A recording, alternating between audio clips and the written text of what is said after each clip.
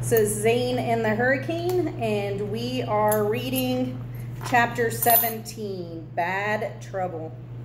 So at the end of 16, they are at that barbecue at the school, and that man walks up to Melvina and scares her. So the last line of 16 says, Melvina looks at him the way she looked at the snake that slipped into our canoe. So that's a real, not a happy face.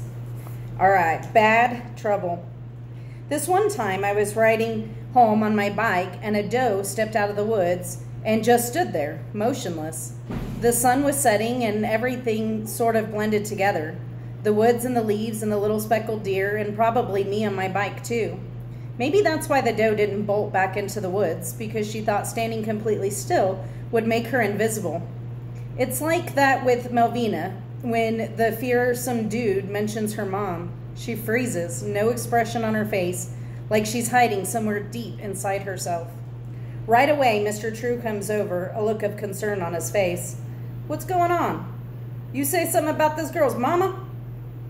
The dude in the cool shades and the gold chains, he smiles, showing his strong white teeth. Look who it is, he says. True Blue Trudell, the trumpety man. You in luck, True? That I happened to run into you and the girl. You scaring Melvina? That ain't right.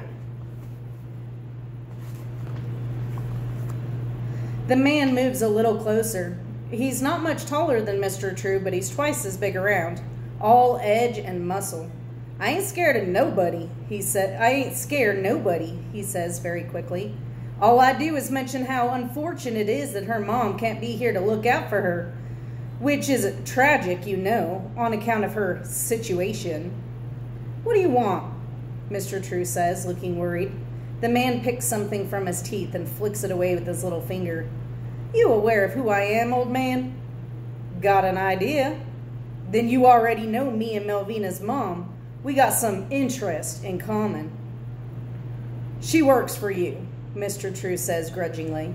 Nah, nothing formal. Person do me a favor, and I do them a favor, like that. When Melvina's mama went away, I wonder where her child might be at. Case I could be of some use, you know. But it's like she disappeared. They say you want to find something, stop looking, and there it be. So far, Melvina hasn't said a word. She stares at the ground, not at the man, not at nobody. What you want? Mr. True says again. What I want? Ain't about that. It about Dylan Toomey doing a favor for a friend. You flooded, right? House gone, nowhere to go? I'm fixing you up.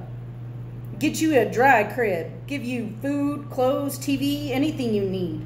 Let me watch over you and the girl and make sure you all come to no harm. Mr. True starts to say something, but thinks better of it. He looks small, like the air has gone out of him somehow. After a moment, he says in a real meek voice, might be best, Mr. Toomey. We sure could use a roof over our heads. The man in the shades looks satisfied. Good. We take care of your situation soon as we done here. And then he saunters back to the grill, holding out a plate for another helping. Everybody makes room for him, being extra careful not to step on his toes or offend him in any way.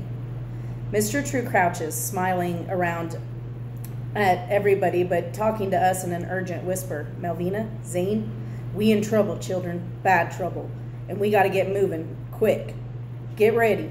You ready? I'm going to go make a fuss, and then when I do, you all run for that canoe, fast as you can. Melvina says, what about you, True? I'll catch you up. Don't look back, just go. He stands real casual, nodding and smiling like everything is okay, heading for the grill as if he wants another helping too, and that's when he seems to trip over his bad foot and sprawls out, knocking over one of the grills. Everybody screams. Me and Melvina, we're gone before the smoke clears, heading full speed back into the school, racing through the long, dim hallways and out into the bright sunlight. Me praying that nobody has stole the canoe, and they haven't, because there it is, battered, green, and beautiful. Melvina leaps into the front, with Bandy right behind her, and I give the canoe a shove and manage to climb aboard without tipping us over. when Mr. Trudell explodes out the door, running and limping at the same time as he holds the battered top hat, yelling, "Go, go!" He drags himself into the rear of the canoe.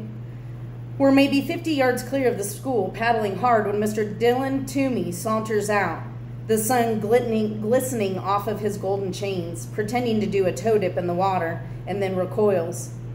He grins and looks at us like it's all a big joke, like he can't be bothered to chase us, not if it meant getting wet. Then he gives us a little waves and shouts, "See y'all next time. That's a promise."